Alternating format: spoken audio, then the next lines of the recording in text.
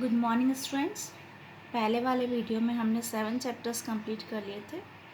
आज हम 8 चैप्टर्स से स्टार्ट करेंगे। इसमें आइसोस के बारे में पढ़ेंगे, जो कि मैप पे आपने पढ़ा है। एसएसटी में भी आपकी जो लाइंस होती है बनी हुई, वो कुछ ना कुछ इंपॉर्टेंट चीज़ें आपको ज्योग्राफी की जो है एलिमेंट्स जो है उसको शो करती हैं, उसको रिप्रेजेंट करती है। ठीक है, ये डिस्क्रिप्शंस आपके अलग अलग लाइंस का दे रखा है मैप में, और इसमें अलग अलग जो है उनका नाम दे रखा है आपको। जैसे आइसोहेल, जैसे कि विच have the same amount of sunlight, जहाँ पे ये लाइन्स होगी इसका मतलब वहाँ पे सनलाइट जो है सेम आती है, ठीक है, अमाउंट में। Which have the same amount of rainfall, isohel जहाँ पे बारिश जो है सेम अमाउंट में होती है। इक्वल वैल्यू सैलिनिटी की होती है जो वाटर में, वो भी ठीक है। नेक्स्ट है आपकी इक्वल डेप्थ होती है सी बेड पे, ऐसा on the sea bed having equal depth, sea bed पे जो है इक्वल डेप्थ होती है, उसको क्या कौन सी लाइन बोलेंगे, isobars. Which have the same atmospheric pressure, जिसको हम आइसोबार्स के नाम से जानते हैं। अर्थक्वेक शॉक जो है, where an earthquake shock is of the same intensity, जहाँ पे इंटेंसिटी जिसकी तीव्रता होती है अर्थक्वेक की, वो जो है वो लाइंस आपको जो है आइसोसिस्मल बोलते हैं। Where the declination of the magnetic needle is the same, जो डिक्लिनेशन है, जो झुकाव है मैग्नेटिक नीडल का, वो सेम होता है, वो आइसोबर्निक होता है, कहलाता है। विच have the same mean annual और मंथली टेम्परेचर, जो होता है वो सेम होता है, वो आइसोथर्म कहलाती है lines. Which have equal average cloudiness, जो होती है आपकी, वो आइसोनेप कहलाती है। विच have the same mean winter temperature में, जो सेम होता है, वो आइसोकेम कहलाते हैं। तो ये लाइंस जो है किसी न किसी रूप में आपको रिप्रेजेंट करती हैं, जो जैसे आपको ये दे रखे हैं उसके पिक्चर्स भी। तो ये लाइंस इस तरीके से ड्रॉ की जाती है जिसमें आपके अलग अलग जो है आपको ये सब चीज़ें आपको देखने को मिलती है। नेक्स्ट है आपकी स्पेस वॉक चैप्टर नंबर 9। इसमें आपके जो एक्स्ट्रा वेहिकुलर एक्टिविटी जो ईवी होती हैं, इसमें इन्वॉल्व होते हैं बहुत सारे लोग जो कि स्पेस क्राफ्ट के थ्रू स्पेस में जाते हैं और परफॉर्म करते हैं वो अलग अलग एक्सपेरिमेंट्स, ठीक है, चाहे वो रिपेयरिंग वर्क का हो किसी भी चीज़ में। तो ये एस्ट्रोनॉट्स जो वहाँ पे जाते हैं एक माइलस्टोन के रूप में, वहाँ पे वो वॉक करके आते हैं और सारे ये वर्क करके आते हैं। तो अलग अलग टाइम पीरियड पे अलग अलग जो जाते हैं ये एस्ट्रोनॉट्स, उनके बारे में हम पढ़ेंगे। तो जो मार्च 1965 में जो गए थे फर्स्ट ह्यूमन जो स्पेस में, वो आपके रीच हुए थे वहाँ पे, वो रशियन स्पेसक्राफ्ट के थ्रू वॉशकॉट सेकंड जो था उनके बारे में दिया गया है। नेक्स्ट है, नीचे आपको नेम्स दिए गए हैं, आपको उसमें से फिल करने हैं, ठीक है। ये रशियन कॉस्मोनॉट जो हैं वो फर्स्ट वुमन थी जो कि स्पेस में गई थी। उन्होंने कंडक्ट करा था एक एक्सपेरिमेंट सैल्यूट 7 स्पेस स्टेशन पे, ठीक है। नेक्स्ट है एक अमेरिकन एस्ट्रोनॉट जिन्होंने की लॉन्गेस्ट स्पेस वॉक करा था, 8 आवर्स 56 मिनट्स लॉन्ग। इतना बड़ा टाइम पीरियड उन्होंने वहाँ पे गुजारा, इतना वर्क इतने टाइम पीरियड तक करा उन्होंने, ठीक है। Next he was an American astronaut who perform and in flight repair of the space shuttle during the first space walk on the August 3, 2005 में ये जब गए थे तो स्पेस शटल जो थी वहाँ पे उसको रिपेयर करा इन एस्ट्रोनॉट ने, जो कि अमेरिकन थे, स्टीव, ठीक है, रॉबिन्सन की बात कर रहे हैं हम। With 16 space walks totalling 82 hours and 22 minutes of EVA, he holds a record for the most space walks and the longest duration of EVA. लंबे समय तक ईवीए करा और 16 स्पेस वॉक्स इन्होंने करे हैं, ठीक है। He is the first Chinese astronaut who spent 20 minutes walking in the space on the September 27, 2008. With his walk, he made China the third country after the USA and the former Soviet Union to achieve this milestone. ये Chinese astronaut भी गए थे जिन्होंने 20 minutes जो है वहाँ पे space में वॉक कर 2008 में ये गए थे, और पहले जो आपके ये थर्ड स्थान पे जो है चाइना रहा इसमें वॉक करने के बाद ये, और यूएसए और सोवियत यूनियन के बाद ये चाइना जो है एक मील के पत्थर के रूप में जो है ऐसी यात्रा करे चाइनीज़ एस्ट्रोनॉट ने। तो ये अलग अलग एस्ट्रोनॉट्स हैं जो अलग अलग टाइम पीरियड पे गए। इन लोगों को जो है प्रॉब्लम्स भी स्पेस वॉक करते समय बहुत सारी प्रॉब्लम्स आती है, बहुत सारी ऐसा होता है कि उनके कॉन्टैक्ट टूट जाता है, सैटेलाइट्स के थ्रू, और जो इसकी स्पेस क्राफ्ट होते हैं अगर उनसे बाहर निकल के वो वॉक भी करते हैं, कुछ भी रिसर्च करते हैं वहाँ पे, कुछ भी रिपेयरिंग वर्क होता है तो वो नहीं कर पाते हैं। तो ये सारी प्रॉब्लम्स उनको जो है बहुत सी बार ऐसा होता है कि वो फ्लोट करने लग जाते हैं, तो वो सब चीज़ें उनको झेलनी पड़ती है। तो ये प्रॉब्लम्स उनको फेस करनी पड़ती हैं। चैप्टर 10 है आपका women freedom fighters of India. हमने एसएसटी में भी पढ़ा है, बहुत सारे आपके जो लेडीज़ हैं, विमेन हैं, वो बहुत सारे फ्रीडम फाइटर्स के रूप में हमारे इंडिया के इंडिपेंडेंस में जो फाइटर्स के रूप में रही थी उनके बारे में हम पढ़ेंगे। ये जो वुमेन फ्रीडम फाइटर्स हैं उन्होंने बहुत बड़ा अपना योगदान दिया है आपके इंडियन फ्रीडम स्ट्रगल में, ठीक है। वो मेमोरेबल है, आज भी याद उनको किया जाता है और इनसे हमको इंस्पिरेशंस मिलती है, ठीक है।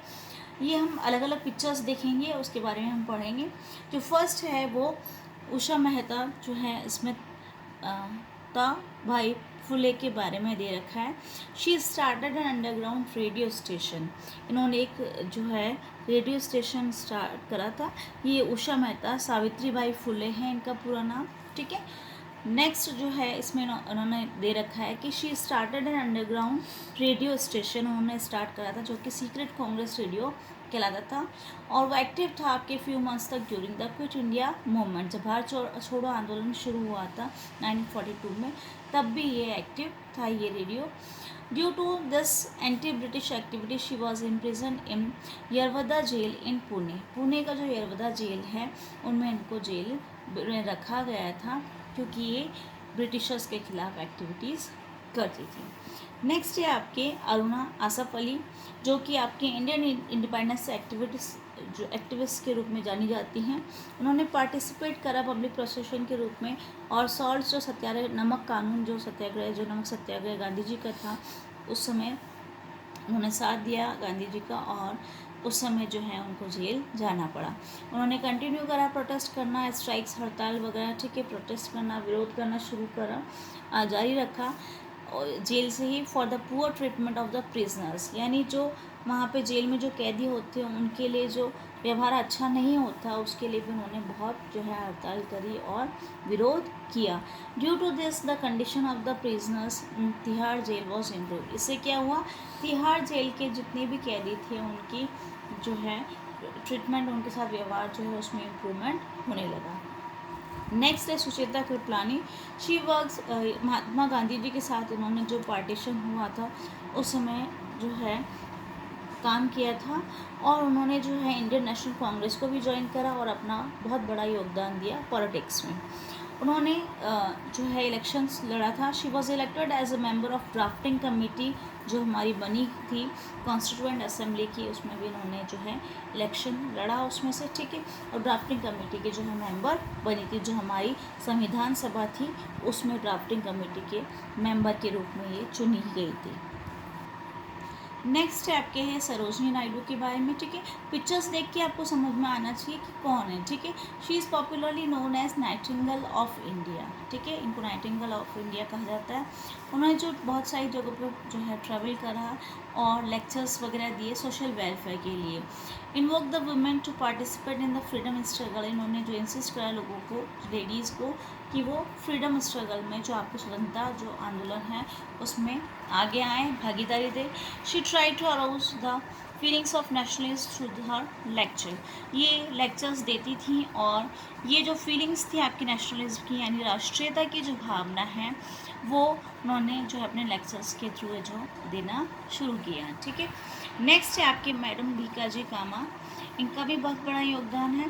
During the epidemic of plague that hit Mumbai in 1896 में, जब हमारे यहाँ पे मुंबई में जो है प्लेग हुआ, जो कि चूहों से फैलने वाली बीमारी है, she herself got infected with the disease while providing help to others. ये खुद भी बीमार हुई, इससे इन्फेक्शन इनको भी हुआ, लेकिन फिर भी ये लोगों को हेल्प करती रही।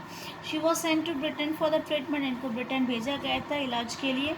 Through out her life she struggle for Indian independence. और उन्होंने पूरा जीवन जो है अपना भारतीय स्वतंत्रता के लिए जो है निछावर करा, लड़ते रहे।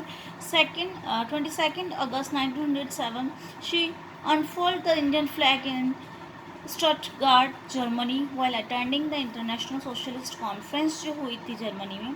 वो वहाँ पे उन्होंने जो है हमारा जो भारत का झंडा है वो वहाँ पे फहराया था।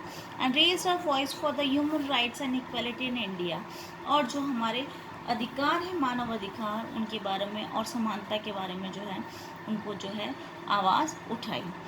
For this she was sent to exile in Europe till 1935, उनको जो है देश निकाला दे दिया गया था।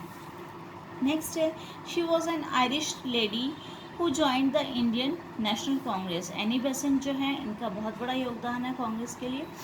तो ये आयरिश लेडी थी जिन्होंने इंडियन नेशनल कांग्रेस को ज्वाइन करा था and gave it a new direction, और एक इसको जो है कांग्रेस को एक नया दिशा निर्देश दिया। She supported Indian self rule, self government को उन्होंने सपोर्ट करा and started home rule league जो है आंदोलन के, जो कि लोकमान्य तिलक के साथ में उन्होंने शुरू करा। This organisation had many branches in India that motivated people to protest and demonstrate for the home rule in India, यानी हमारा खुद का स्वराज हो, ठीक है। तो उसके लिए जो है उन्होंने डेमोन्स्ट्रेट करना, विरोध करना शुरू करा और लोगों को जो है मोटिवेट किया ताकि वो इसकी तरफ आए। नेक्स्ट है आपके कैप्टन लक्ष्मी जो हैं उनके बारे में हम पढ़ेंगे, ठीक है। She met Subhash Chandra Bose in Singapore में, ये सुभाष चंद्र बोस के साथ मिली। Who wanted to raise a women's regiment for his Indian National Army, के लिए वो जो है वुमेन का जो रेजिमेंट बनाना चाहते थे। She motivated women to join INS all women regiment, जो लेडीज़ के लिए थी, उनको जो है लेडीज़ को उन्होंने मोटिवेट करा कि वो इसको ज्वाइन करें and it was a great success, और उनको सफलता मिली। She participated in INA march to Burma with the Japanese army in December 1944 में जो है ये जो बर्मा की तरफ जापानीज़ जो आर्मी थी उनके साथ गई। She was arrested by the British army in May 1945 में इनको अरेस्ट भी कर लिया गया था। She remained in house arrest in Burma, और वहीं रहे वो टिल मार्च 1946 तक, when she was sent to India at the time of INA trials, जब हुए तब वो यहाँ पे आ गई थी। फेमस जो चैप्टर 11 है वो फेमस इन्वेंशंस के ऊपर दे रखा है। टू फाइंड आउट और create something not exist before is called an invention, जो ऐसी चीज़ को फाइंड आउट करते हैं या कुछ बनाते हैं नया जो कि पहले नहीं होता है, यानी कोई नई चीज़ क्रिएट करना है, नई चीज़ बनाना आपका इन्वेंशन कहलाता है। दोनों चीज़ें अलग अलग होती है, डिस्कवरी और इन्वेंशन। जो पहले से एग्जिस्ट होती हैं, ठीक है, और उसको आपने खोजा, ठीक है, तो कोलंबस डिस्कवर, ठीक है, वो हम पढ़ते हैं अमेरिका, तो उसके लिए हमने जो पहले से एग्जिस्ट है तो उसके लिए हम डिस्कवरी को यूज़ में लेते हैं वर्ड को, और जो पहले नहीं थी हमने कुछ नया ही क्रिएट करते हैं उसको हम इन्वेंशन कहते हैं, ठीक है। तो ये इन्वेंशंस के बारे में पढ़ रहे हैं हम। जो पर्सन होता है वो इन्वेंशन करता है उसको हम इन्वेंटर बोलते हैं। यहाँ पे कुछ जो इन्वेंशंस दिए गए हैं जो आपके लिए बहुत ईजी हो जाती है, आपकी लाइफ उन लोगों से कंफर्टेबल हो जाती है। ये इन्वेंटर्स और इन्वेंशंस के नाम दे रखे हैं, किसने क्या क्या इन्वेंट करा है और उन इन्वेंशन के बाद उनके इन्वेंटर्स के आपको नाम दे रखे हैं, ठीक है।